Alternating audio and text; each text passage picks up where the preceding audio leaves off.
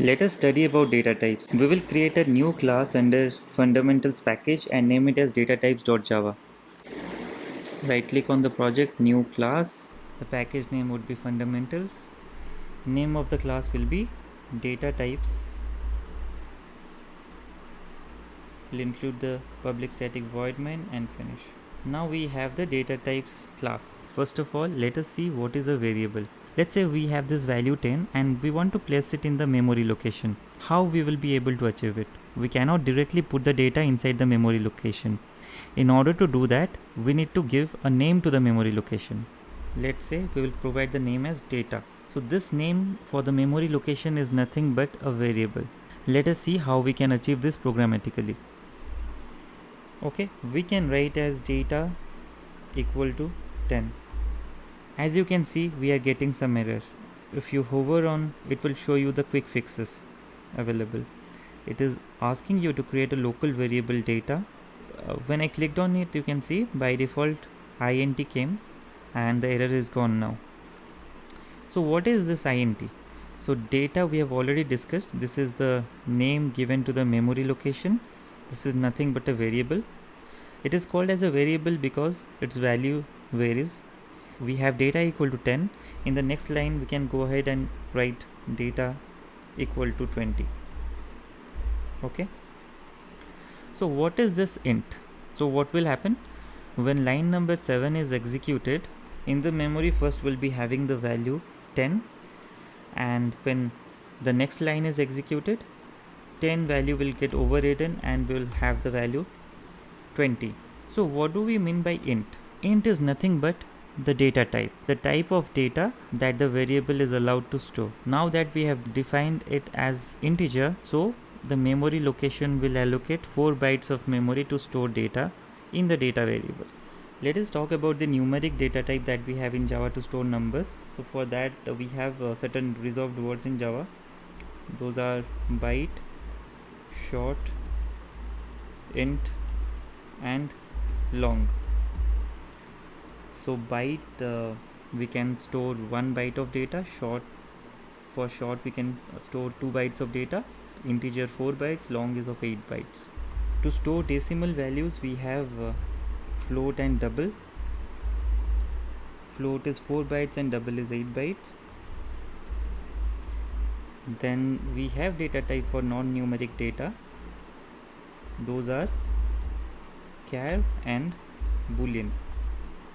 Apart from the primitive data type that we discussed, we also have non-primitive data.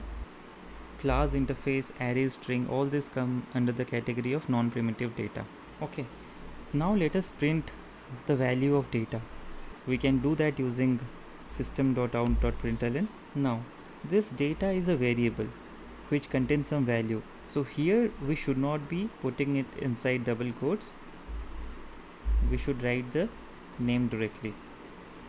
Okay, now when I save and run the program, we'll get 20 as the output. If we put it under double quotes, then the value will get printed as it is.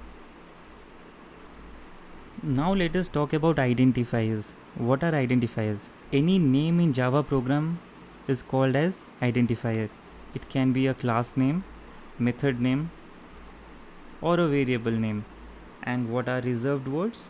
Reserved words are predefined words in Java that represent some meaning or functionality. So all these words that you see in a different color are reserved words in Java. In total we have 53 reserved words in Java. I want to mention one more point here. Once a variable has been declared, we cannot go ahead and declare the same variable again. We'll get an error.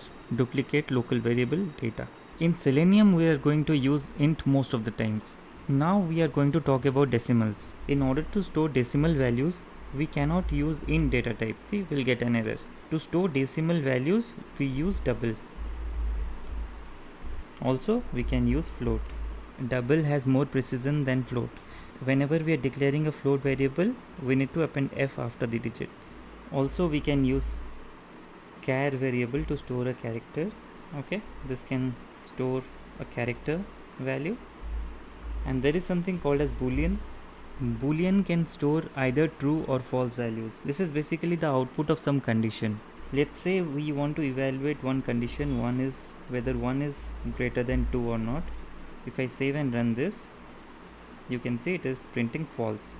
So this false can be stored into a Boolean variable. Now let us talk about concatenation operator. Let's say we need to print the value of data that we get in line number 8, okay, with a message like value of data is. So how do we get the value here? The value we can get it here with the help of concatenation operator, that is a plus sign. After that we need to provide the variable name. Okay, if I run the program, you'll get this output, value of data is 20. So this is a string and this is an integer. We are concatenating both of them. Now let us try to add 5 to the data and see what the output is. So the message will be, so anything inside the double quote is the string value that you want to print in the console. Inside the double quotes we have mentioned 5 added to data is, and this is the variable that is going to print 20, and we will add here 5. Let's see the output. We'll save the file and run the program. As you can see, the message is getting printed whatever we had mentioned in double quotes. After that we are getting 20. The value of the data we are getting as 20, but when we add 5, instead of 25 it is giving us 205. Why is that so? It is because operation always starts from the left. Okay, since left part is the string, it considers the remaining part to be a string as well. So instead of adding both the numbers, it treats them as a string and 205 is displayed. If we put them in parenthesis, then this particular parenthesis will get more priority and will get the expected result. So we have to be very careful with concatenation operator. In Java we have a string class, and the way we define a string is by providing the variable name and assigning it a value.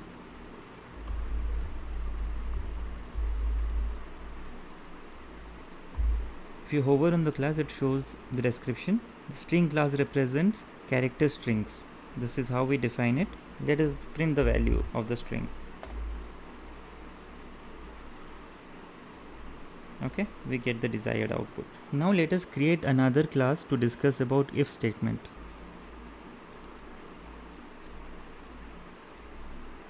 Let us name the class as flow control. The syntax of if statement is basically we add the keyword if, then inside the parenthesis we need to provide a condition, let's say 2 greater than 1. If this condition evaluates to true, then only the control comes inside this if scope. Otherwise we use else. If this condition is false, then the else part gets executed. Let's say we have two data 1 equal to 10 and data 2 equal to 20. We will compare here whether data 1 is greater than data 2, then this code will get executed. Else, this is called as nested if else. Else if, we can write another if statement here using else if and provide another condition, data 2 greater than data 1, then this part will get executed. If both the conditions are not satisfied, in that case control will come under this block. So for the first condition we will print that data 1 is greater.